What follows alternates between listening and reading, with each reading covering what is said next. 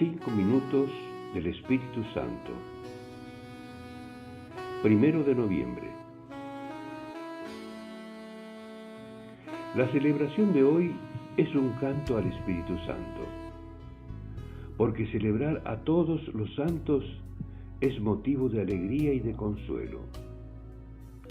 En ellos se manifiesta el triunfo de la gracia, la eficacia de la acción del Espíritu Santo, porque cuando Dios corona los méritos de los santos, está coronando sus propios dones.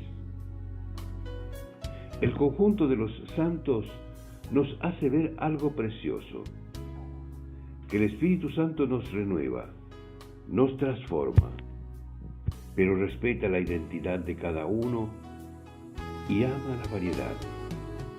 Por eso, todos los santos son diferentes y cada uno fue santo a su manera.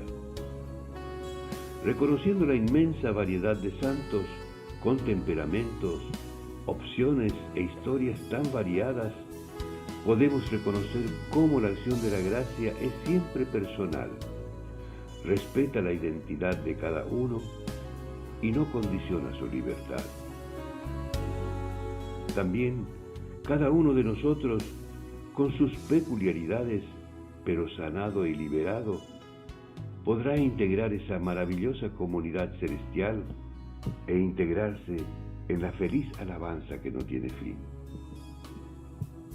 Hoy recordamos también a miles de personas que no han sido canonizadas en una declaración oficial de la Iglesia, pero que seguramente han alcanzado la santidad de manera poco llamativa. Se han entregado con amor en la sencillez de lo cotidiano. Otros quizás han vivido la santidad en medio de muchos condicionamientos, o también en medio de la locura.